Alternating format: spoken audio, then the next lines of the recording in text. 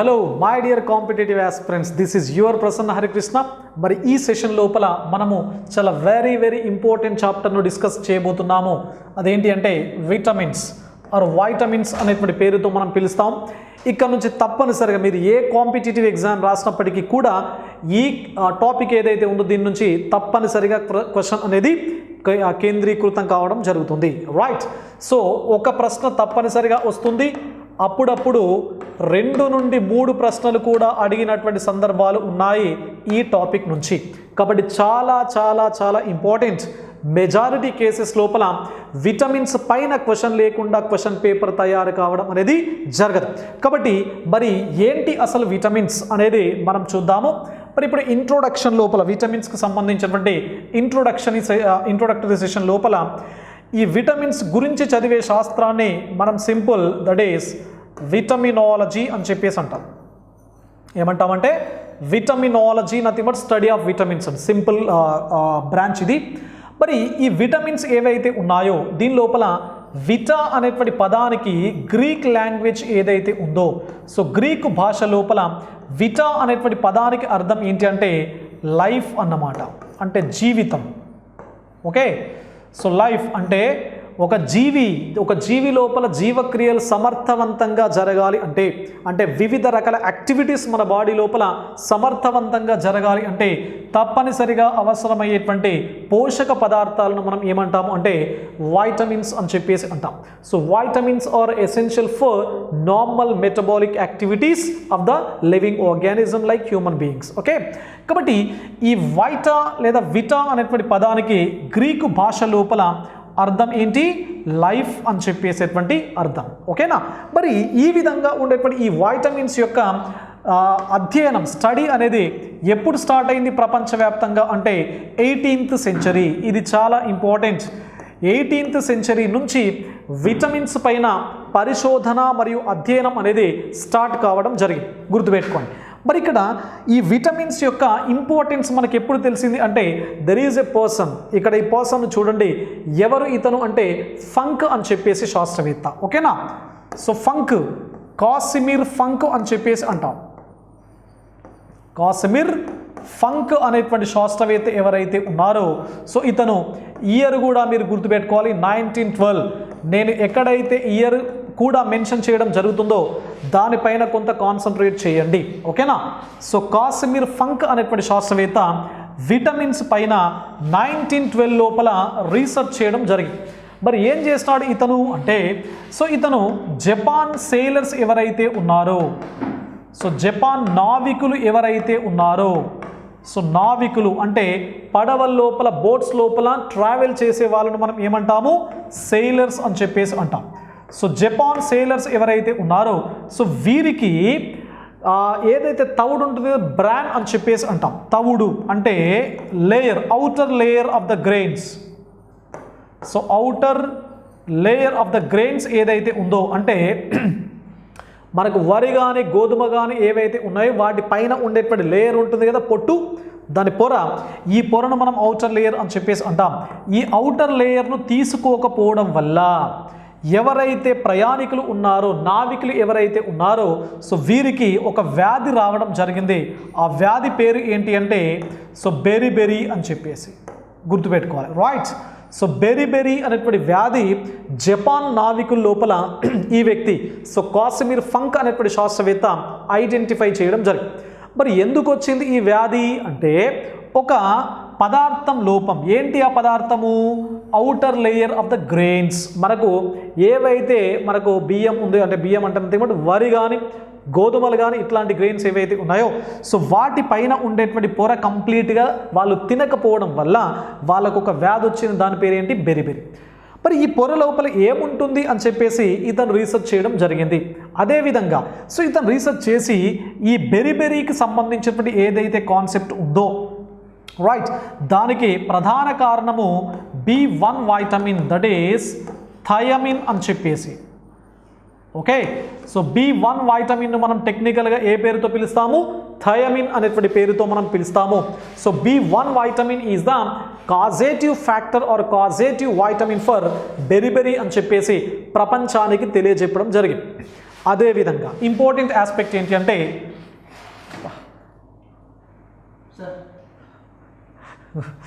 మొత్తం నీ work support అవుతుంది నీ ఓకే. దెన్ మరి ఈ కాసిమిర్ ఫంక్తో పాటుగా జనరల్గా 1912 లోపల ఈ కాసిమిర్ ఫంక్ ఏం చేశాడు అంటే మిల్క్ పైన కూడా రీసెర్చ్ చేయడం జరిగింది. ఓకే, సో పాలపైన పరిశోధన చేయడం జరిగింది. మరి పాలపైన పరిశోధన చేసి పాల లోపల ఏదో ఒక పదార్థం అనేది ఉంటుంది, ఆ పదార్థం వల్లనే శరీర పెరుగుదల అనేది జరుగుతుంది అని చెప్పేసి గుర్తించి ఆ పదార్థాన్ని ఏమన్నాడు అంటే అదనపు లేదా సహకారకం అని చెప్పేసి పేరుతో పిలవడం జరిగింది. ఓకేనా, సో అదనపు కారకం లేదా సహకారకం, additional, right. So additional or cofactor అనేటువంటి పేరుతో, okay, so additional or cofactor అనేటువంటి పేరుతో ఈ పాల లోపల పెరుగుదలకు తోడ్పడేటువంటి పదార్థాన్ని పిలవడం జరిగింది ఆ మాదిరిగా. ఓకేనా, so there is an growth factor in the milk, so that can be called as additional or cofactor. మరి ఈ అదనపు లేదా సహకారకం ఏదైతే ఉందో, సో ఈ కాన్సెప్ట్ను మొదటిసారిగా కాసిమిర్ ఫంక్ అనేటువంటి శాస్త్రవేత్త తెరపైకి తీసుకురాక ముందు జనరల్గా గుర్తుపెట్టుకోండి, so Casimir Funk associated with this particular concept. మరి ఈ కాసిమిర్ ఫంక్ కన్నా ముందు ఈ మిల్క్ పైన రీసెర్చ్ చేసి దాని అదనపు లేదా సహకారకం అనేటువంటి పిలిచినటువంటి మొదటి శాస్త్రవేత్త ఎవరు అంటే హాప్కిన్స్. ఓకేనా, సో హాప్కిన్స్ అనేటువంటి శాస్త్రవేత్త పాలపైన పరిశోధన చేశాడు. ఎవరికైనా ముందు కాసిమిర్ ఫంక్ కన్నా ముందు పరిశోధన చేసి మిల్క్ లోపల పెరుగుదలకు ఏదో ఒక పదార్థం తోడ్పడుతుంది అని చెప్పేసి అతను ఏమన్నాడు అంటే అదనపు లేదా సహకారకం అని చెప్పేసి అన్నాడు. So he did not use the word vitamin అని చెప్పేసి గుర్తుపెట్టుకోవాలి. ఓకేనా, మరి ఇదంతా స్టోరీకి ఇప్పుడు కాసిమిర్ ఫంక్ ముందుకు రావడం జరిగింది. వచ్చి ఏమన్నాడు ఇతనంటే అదనపు లేదా సహకారకము కాదు అది, దానికి నేను ఒక ప్రత్యేకమైనటువంటి పేరును పెడుతున్నాను, ఆ పేరే విటమిన్ అనేటువంటి పేరును మొదటిసారిగా ప్రస్తావించినటువంటి శాస్త్రవేత్త ఎవరంటే కాసిమిర్ ఫంక్. ఓకేనా, సో విటమిన్ను అదనపు లేదా సహకారకం అనేటువంటి పేరుతో పిలిచినటువంటి శాస్త్రవేత్త ఎవరు అంటే హాప్కిన్స్. విటమిన్లకు విటమిన్స్ అనేటువంటి పేరును పెట్టినటువంటి శాస్త్రవేత్త ఎవరు అంటే కాసిమిర్ ఫంక్ అనేటువంటి శాస్త్రవేత్త. చాలా చాలా ఇంపార్టెంట్, గుర్తుపెట్టుకోండి. మరి ఈ విధంగా ఉండేటువంటి ఈ వైటమిన్స్ ఏవైతే ఉన్నాయో, సో వీటిని జనరల్గా మనం ఏమంటాం అంటే ఆవశ్యక పదార్థాలు. ఏమంటాము? ఆవశ్యక పదార్థాలు. So essential substances, essential substances అనేటువంటి పేరుతో మనం వీటిని పిలవడం జరుగుతుంది. మరి ఏంటి essential substances? Essential nothing but what's compulsory అన్నమాట. ఓకేనా, సో ఆవశ్యకం అంటే అర్థం ఏంటి? తప్పనిసరిగా ఉపయోగపడేటువంటి పదార్థాలు. అంటే మన శరీరం లోపల జరిగేటువంటి వివిధ రకాల జీవక్రియలకు తప్పనిసరిగా అవసరం కావడం జరుగుతుంది. కాబట్టి వీటిని మనం ఏమంటున్నాం అంటే ఆవశ్యక పదార్థాలు అని చెప్పేసి పేరుతో మనము పిలుస్తున్నాం. అదేవిధంగా సో వీటిని ఇంకా ఏమంటాం అంటే సూక్ష్మ పోషకాలు. ఓకే, సో సూక్ష్మ పోషకాలు అని చెప్పేసి అంటాం. మైక్రో న్యూట్రియంట్స్ అని చెప్పేసి పేరుతో మనం పిలవడం జరుగుతుంది. ఓకేనా, మైక్రో మీన్స్ స్మాల్, అంటే సూక్ష్మ అని చెప్పేసి అర్థం. సో పోషకాలు అంటే అర్థం ఏంటి? మన శరీరానికి అవసరమయ్యేటువంటి వివిధ రకాల పదార్థాలు, అంటే మన శరీరం లోపల వివిధ రకాల పనులకు తోడ్పడే పదార్థాలు అన్నమాట. కాబట్టి ఇవి సూక్ష్మమైనటువంటి పరిమాణం లోపల ఉంటాయి. మరి ఇవి మనకు అవసరమయ్యేటువంటి పదార్థాలు కాబట్టి సో వీటిని ఏమంటున్నాం అంటే సూక్ష్మ పోషకాలు, మైక్రో న్యూట్రియంట్స్ అనేటువంటి పేరుతో మనం పిలవడం జరుగుతుంది. అదేవిధంగా చాలా ఇంపార్టెంట్ అనదర్ నేమ్ ఏంటి అంటే కర్బన సమ్మేళనాలు. ఇవేంటి విటమిన్స్? కర్బన సమ్మేళనాలు. సో ఆర్గానిక్ కాంపౌండ్స్ అని చెప్పేసి అంటాం. ఓకేనా, సో ఆర్గానిక్ కాంపౌండ్స్. మరి ఆర్గానిక్, కర్బనం అంటేనే గుర్తుపెట్టుకోవాలి. కర్బనం అంటే అర్థం ఏంటి? కార్బన్ అని చెప్పేసి మూలకం చేత తయారయ్యేటువంటి పదార్థాలు అన్నమాట. సో ఏ పదార్థాలు అయితే కార్బన్ అనేటువంటి మూలకం చేత తయారు కావడం జరుగుతుందో ఆ పదార్థాలను మనం ఏమంటాము? కర్బన సమ్మేళనాలు, ఆర్గానిక్ కాంపౌండ్స్ అని చెప్పేసి పేరుతో మనం పిలుస్తాం. So vitamins are basically un organic compounds. Vitamins అన్నీ కూడా కర్బన సమ్మేళనాలు. విటమిన్లే కాదు, గుర్తుపెట్టుకోవాలి. కర్బన సమ్మేళనాలకు ఎగ్జాంపుల్స్ చెప్తున్నాను. సిపిఎఫ్, ఓకే, సిపిఎఫ్, అదేవిధంగా NA, nucleic acids. So nucleic acid అంటే అర్థం ఏంటి? కేంద్రకామ్లాలు, ఓకేనా. సో కేంద్రకామ్లాలు అంటే ఏంటి? ఎగ్జాంపుల్స్ మళ్ళీ వాటికి డిఎన్ఏ మరియు ఆర్ఎన్ఏ, ఓకేనా. సో డిఎన్ఏ అండ్ ఆర్ఎన్ఏ మీరందరూ చిన్నప్పుడు వినుండాలి. డిఎన్ఏ అంటే deoxy రైబో nucleic acid. So deoxy రైబో nucleic acid అనేది డిఎన్ఏ, రైబో న్యూక్లిక్ యాసిడ్ అనేది ఆర్ఎన్ఏకి సంబంధించినటువంటి ఎక్స్పాన్షన్. మరి ఇవి రెండూ కూడా మనకు కేంద్రకం లోపల, అంటే ఒక కణం, ప్రతి జీవి కణం చేత తయారవుతుంది కదా, ఇది కణం అనుకున్నట్లయితే దాని లోపల కేంద్రకం ఉంటుంది. కేంద్రకం లోపల ఈ నిర్మాణాలు మనకు కనబడుతూ ఉంటాయి. కాబట్టి సో వీటిని మనం కేంద్రకామ్లాలు, న్యూక్లిక్ యాసిడ్స్ అనేటువంటి పేరుతో పిలుస్తున్నాం. Example DNA, RNA. సో ఇవి కూడా కర్బన సమ్మేళనాలకు బెస్ట్ ఎగ్జాంపుల్. నార్మల్గా మన నిజ జీవితం లోపల చాలా ఫ్రీక్వెంట్గా మనం వింటున్నటువంటి పదాలు ఏంటి అంటే సిపిఎఫ్ అంటే కార్బోహైడ్రేట్స్, ప్రోటీన్స్ అండ్ ఫ్యాట్స్ అన్నమాట. సో కార్బోహైడ్రేట్స్ అంటే పిండి పదార్థాలు, ప్రోటీన్స్ అంటే మాంసకృతులు, ఫ్యాట్స్ అంటే కొవ్వులు, ఓకేనా. సో ఈ మూడు పదార్థాలు కూడా దేనికి బెస్ట్ ఎగ్జాంపుల్ అని చెప్తున్నాను నేను? కర్బన పదార్థాలకు, ఆర్గానిక్ కాంపౌండ్స్కు బెస్ట్ ఎగ్జాంపుల్స్ అంటున్నాను. చాలా చాలా ఇంపార్టెంట్, రైట్. అదేవిధంగా మరి ఈ వైటమిన్స్ ఏవైతే ఉన్నాయో సో ఇవి సహ ఎంజైమ్స్గా కూడా పనిచేయడం జరుగుతుంది. సహ enzymes, that is co enzymes అని చెప్పేసి అంటాం, ఓకే. సహ ఎంజైమ్స్ అంటే అర్థం ఏంటి? ఎంజైములకు సహాయకారిగా కూడా పనిచేయడం జరుగుతుంది. మనకు జనరల్గా ఎంజైమ్స్ అన్నీ కూడా మ్యాక్సిమం 99.9% కేసెస్ లోపల ఎంజైమ్స్ అన్నీ కూడా, so all the enzymes are, గుర్తుపెట్టుకోండి, ఎంజైమ్స్ అన్నీ కూడా వేటి చేత తయారవుతాయి అంటే ప్రోటీన్ల చేత తయారు కావడం జరుగుతుంది. మరి ఈ ఎంజైమ్ లోపల అప్పుడప్పుడు, ఫర్ ఎగ్జాంపుల్ ఇది ఎంజైమ్ అనుకున్నట్లయితే దీనికి అసోసియేట్గా ఏముంటుంది? ఒక వైటమిన్ కూడా ఉంటుంది, ఓకే. ఒక ఎంజైముకు అసోసియేట్గా ఒక వైటమిన్ కనుక పనిచేసినట్లయితే అట్లాంటి ఎంజైమ్స్ను మనం ఏమంటాం అంటే వైటమిన్ అని కాదు, ఏదైనా ఎలిమెంట్ కానీ ఏదైనా ఎంజైమ్తో పాటు కలిసి ఉన్నట్లయితే సో ఇట్లాంటి కాంప్లెక్స్ను మనం ఏమంటాం అంటే సహ ఎంజైమ్ అని చెప్పేసి పేరుతో మనం పిలుస్తూ ఉంటాం. కో ఎంజైమ్ అని చెప్పేసి అంటాం. క్లియర్? మరి ఇక్కడ వైటమిన్స్, కొన్ని రకాల vitamins, not all the vitamins are acting as cofactors or coenzymes, but some of the enzymes are acting as the coenzymes, ఓకేనా. సో కొన్ని ఎంజైమ్స్ మనకు కో ఎంజైమ్స్గా పనిచేయడం జరుగుతుంది. ద బెస్ట్ ఎగ్జాంపుల్ మీకు చెప్తున్నాను, గుర్తుపెట్టుకోండి, B2 vitamin. So B2 vitamin is acting as the co enzyme, సహ ఎంజైమ్ అని చెప్పేసి అంటాం. ఎంజైమ్కు సహాయకారిగా పనిచేస్తుంది. సో B2 వైటమిన్ టెక్నికల్గా మనం ఏమంటాం అంటే రిబోఫ్లావిన్ అని చెప్పేసి పేరుతో మనం పిలుస్తాం. చూద్దాం, అన్నీ మనకు వస్తాయి, ఒక్కొక్కటి డీటెయిల్గా మనం చూద్దాం. దెన్ మరి ఈ వైటమిన్స్ అన్నీ కూడా గుర్తుపెట్టుకోండి, వైటమిన్స్ను మనము ఈయూస్ లోపల, that is IUs, not use, IU. చూడండి, ఐయు అంటే అర్థం ఏంటి? International units. So these are the measuring units of vitamins, okay. So విటమిన్లను ఎందులోపల మనం మెజర్ చేస్తాం, ఎందులోపల కొలుస్తాం అంటే ఇంటర్నేషనల్ యూనిట్స్ లోపల మెజర్ చేయడం జరుగుతుంది. సో ప్రతి భౌతిక రాశికి, ప్రతి పదార్థానికి ఒక యూనిట్ అనేది ఉంటుంది కదా, మెజరింగ్ యూనిట్స్ ఉంటాయి కదా. ఫర్ ఎగ్జాంపుల్ దూరం ఉంది అనుకోండి, దూరాన్ని మనం ఎందులోపల మెజర్ చేస్తాము? సెంటీమీటర్స్ కానీ, మిల్లీమీటర్స్ కానీ, మీటర్స్ కానీ, కిలోమీటర్స్ కానీ ఇట్లా మెజర్ చేస్తాం. బరువు ఉంది అనుకోండి, గ్రామ్స్ కానీ, కిలోగ్రామ్స్ కానీ, టన్స్ కానీ ఈ విధంగా మెజర్ చేయడం జరుగుతూ ఉంటుంది. సో మరి ఇక్కడ వైటమిన్స్ను మనం ఎందులోపల మెజర్ చేయడం జరుగుతూ ఉంటుంది అంటే ఐయూస్, దట్ ఈస్ ఇంటర్నేషనల్ యూనిట్స్ లోపల మెజర్ చేయడం జరుగుతుంది. చాలా చాలా ఇంపార్టెంట్. మరి ఇప్పుడు ఈ విధంగా ఉండేటువంటి ఈ వైటమిన్స్ ఏవైతే ఉన్నాయో వీటిని మనం ఏ విధంగా క్లాసిఫై చేయడం జరుగుతుంది? సో చూడండి, మరి వీటి యొక్క క్లాసిఫికేషన్ ఏ విధంగా ఉంటుంది, రైట్. సో వైటమిన్స్కి సంబంధించినటువంటి క్లాసిఫికేషన్ మనకి ఇక్కడ అందుబాటు లోపల ఉంది, చూడండి.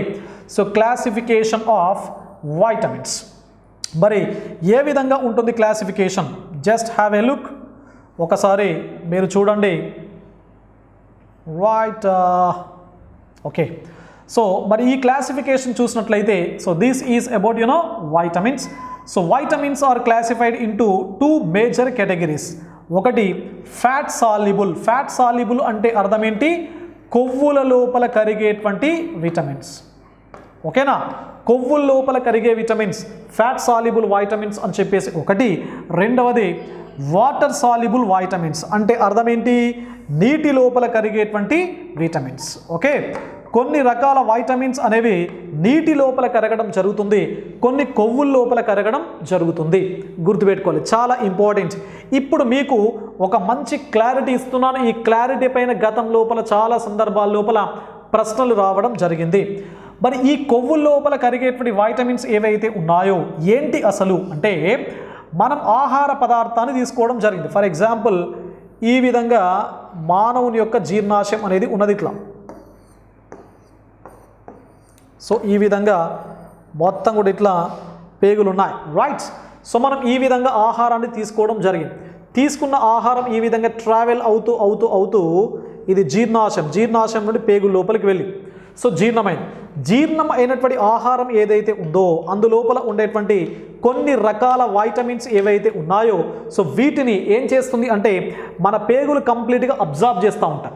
సో పేగు లోపల ఉండేటువంటి పోషకాలు అని చెప్పేసి అంటాం, చూషకాలు, విల్లై అని చెప్పేసి అంటాం. మనకు టాపిక్ ఉంది జీర్ణ వ్యవస్థ లోపల, డీటెయిల్గా చూద్దాం. జస్ట్ ఇక్కడ మీరు ఏం గుర్తుపెట్టుకుంటారు అంటే చూషకాలు ఏవైతే ఉన్నాయో సో వీటినే విల్లై అని చెప్పేసి అంటాం. ఈ చూషకాలు ఏం చేస్తాయి? ఫర్ ఎగ్జాంపుల్, ఈ విధంగా చూషకాలు ఉన్నాయనుకోండి పేగు లోపల, right? So these are the vitamins, some of the vitamins. మరి ఈ వైటమిన్స్ అనేవి కంప్లీట్గా ఈ విధంగా శోషించబడతా, ఈ విధంగా అబ్జార్బ్ కావడం జరుగుతుంది. సో అబ్జార్బ్ అయిన తర్వాత ఇవన్నీ కూడా ఎవరి చేత అబ్జార్బ్ అవుతాయి అంటే ఫ్యాట్స్ చేత. ఎవరి చేత? ఫ్యాట్స్ చేత. సో కొవ్వుల చేత శోషించబడడం జరుగుతుంది కొన్ని రకాల విటమిన్స్. మరి ఏ విటమిన్స్ అయితే కొవ్వుల చేత అబ్జార్బ్ కావడం జరుగుతుందో, శోషించబడడం జరుగుతుందో అట్లాంటి విటమిన్స్ అన్నీ కూడా ఏ కేటగిరీకి సంబంధించినవి అంటే ఫ్యాట్ సాల్యుబుల్ వైటమిన్స్ అన్నమాట. ఓకే, సో కొవ్వు లోపల కరిగేటువంటి విటమిన్స్కి బెస్ట్ ఎగ్జాంపుల్స్ అవి. క్లియర్? మరి ఏమున్నాయి కొవ్వు లోపల కరిగేటువంటి విటమిన్స్? మనకు 4 ఉన్నాయి. ఒకటి విటమిన్ ఏ, రెండవది vitamin D, vitamin E and vitamin K. Right? A D E K. A D E K అనేది 4 రకాల వైటమిన్స్. గుర్తుపెట్టుకోండి, ఏడిఈ కొవ్వు. ఓకే, ఏడిఈ కొవ్వు అనేది కొవ్వు లోపల కరిగే విటమిన్. సింపుల్. ఏడిఈ కొవ్వు ఎక్కడికి వెళ్ళాడు అనేది మీరు క్వశ్చన్ చేసుకోండి. ఏడిఈ కొవ్వు అంటే ఏడిఈ కొవ్వు. సో ఏడిఈకే అనేటువంటి 4 రకాల విటమిన్స్ ఎందులోపల కరుగుతాయి? కొవ్వు లోపల కరిగేటువంటి వైటమిన్స్కి సంబంధించినటువంటి బెస్ట్ ఎగ్జాంపుల్స్. క్లియర్? మరి ఏ విటమిన్ మనం జనరల్గా ఏమంటాము? రెటినాల్ అని చెప్పేసి అంటాం. ఏ విటమిన్ యొక్క కెమికల్ నేమ్ ఏంటి? రెటినాల్ అని చెప్పేసి. నెక్స్ట్ డి విటమిన్ ఏమంటాము? క్యాల్సిఫెరాల్ అని చెప్పేసి అంటాం. ఏమంటాము? క్యాల్సిఫెరాల్ అని చెప్పేసి అంటాం. ఈ విటమిన్ ఏమంటాము? టోకోఫెరాల్ అంటాం. Okay, so tocopherol. Then K vitamin ఏమంటాము? ఫిల్లోక్వినోన్ అని చెప్పేసి అంటాం. ఓకేనా? సో ఫిల్లోక్వినోన్ అనేటువంటి పేరుతో మనం కే విటమిన్ పిలుస్తాం. సో వీటన్నింటినీ మనం డీటెయిల్గా మీకు మళ్ళీ నేను డీటెయిల్గా ఎక్స్ప్లెయిన్ చేస్తాను. జస్ట్ గుర్తుపెట్టుకోండి, కొవ్వు లోపల కరిగే విటమిన్స్ ఏడిఈ కొవ్వు. Okay, ADEK. మరి ఏ విటమిన్ రెటినాల్ అని చెప్పేసి అంటున్నాం, డి విటమిన్ క్యాల్సిఫెరాల్ అని చెప్పేసి అంటున్నాం, ఈ విటమిన్ టోకోఫెరాల్ అని చెప్పేసి అంటున్నాం, కే విటమిన్ ఫిల్లోక్వినోన్ అని చెప్పేసి పేరుతో మనము పిలుస్తున్నాం. Clear? Then come to second one, నీటి లోపల కరిగేటువంటి విటమిన్స్. ఓకే, మరి ఇవి మన బాడీ లోపల ఉండేటువంటి వాటర్ ఏదైతే ఉందో, వాటర్ మాలిక్యూల్ ఏదైతే ఉందో దీని లోపల డిజాల్వ్ కావడం జరుగుతుంది. ఓకేనా? మరి ఇవి మన శరీరం లోపల వీటి యొక్క స్టోరేజ్ అనేది చాలా తక్కువ అమౌంట్స్ లోపల ఉంటుంది. స్టోరేజ్ అనేది వీటికి సంబంధించి తక్కువ, కొవ్వుల లోపల కరిగేటువంటి విటమిన్స్ యొక్క స్టోరేజ్ అనేది ఎక్కువ. ఓకే, సో వీటి యొక్క స్టోరేజ్ ఎక్కువగా ఉంటుంది మన శరీరం లోపల, ఎందుకంటే ఫ్యాట్స్కి సంబంధించినవి కాబట్టి. సో వీటి యొక్క స్టోరేజ్ అనేది తక్కువగా ఉంటుంది, ఎందుకంటే ఇవి వాటర్ లోపల కరిగి ఒక ప్రాంతం నుంచి మరొక ప్రాంతానికి ట్రావెల్ చేస్తూ ఉంటాయి. చాలా చాలా ఇంపార్టెంట్ ఆస్పెక్ట్ ఏంటి అంటే ఇవి వాటర్ లోపల కరుగుతున్నాయి కాబట్టి వాటర్ ఎక్కడికి వెళ్తుంది? కిడ్నీస్కి వెళ్ళడం జరుగుతుంది. సో కిడ్నీస్ లోపల ఏమవుతుంది, వాటర్ ఫిల్టర్ కావడం జరుగుతుంది. ఫిల్టర్ అయిన తర్వాత ఎక్కడికి వెళ్తుంది, యూరిన్ ద్వారా బయటకు విసర్జించబడడం జరుగుతుంది. చాలా ఇంపార్టెంట్. కాబట్టి నీటి లోపల కరిగేటువంటి విటమిన్స్ మన శరీరం లోపల కేవలం కొంతకాలం మాత్రమే నిల్వ ఉంటాయి. ఇవి కిడ్నీస్ నుంచి మూత్రము ద్వారా బయటకు విసర్జించబడడం జరుగుతుంది. అదే మీరు కొవ్వులో కరిగేటువంటి విటమిన్స్ని గమనించినట్లయితే సో ఇవి కొవ్వుకు సంబంధించినవి కాబట్టి మన శరీరం లోపల ఎక్కువ కాలం నిల్వ ఉండడం జరుగుతుంది. ఇవి తక్కువ కాలం నిల్వ ఉంటాయి.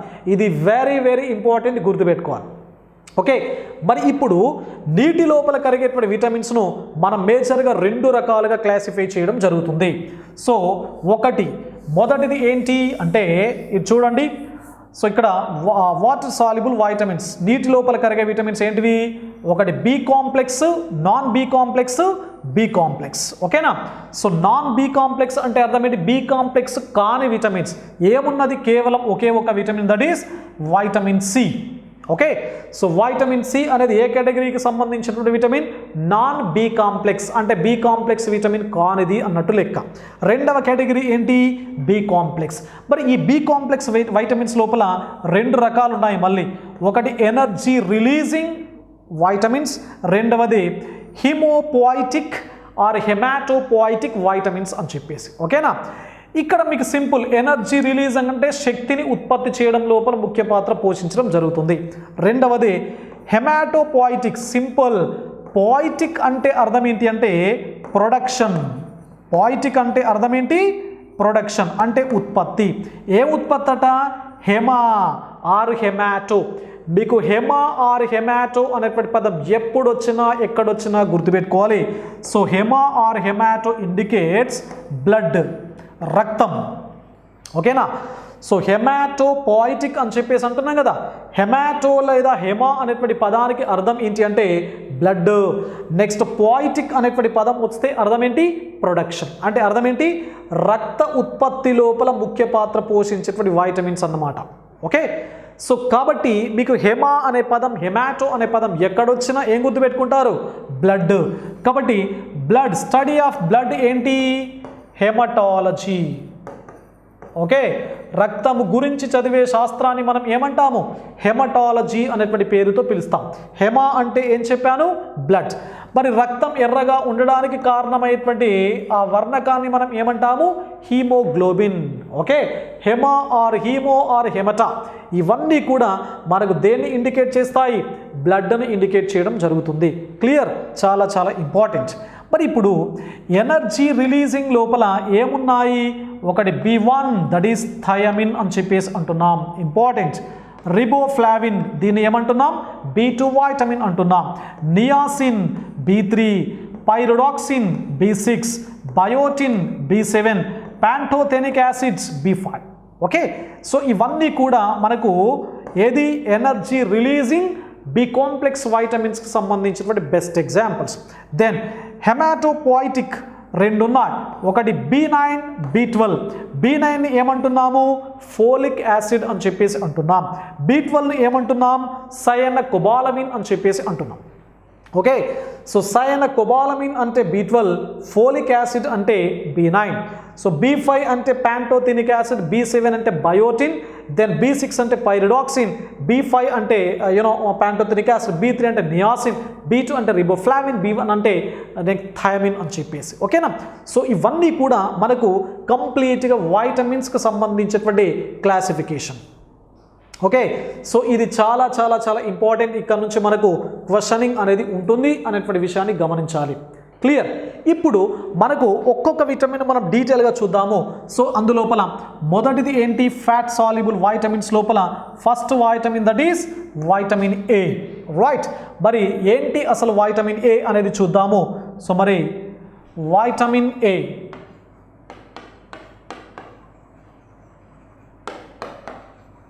ఓకే, సో వైటమిన్ ఏ అని చెప్పేసి చూద్దాం. మీకు ఇక్కడ విటమిన్లకు సంబంధించినటువంటి సమాచారాన్ని ఎప్పుడైనా గుర్తుపెట్టుకోండి, 4 అంశాలుగా డిస్కస్ చేయాలి. 4 అంశాలు ఏంటి ఆ 4 అంశాలు,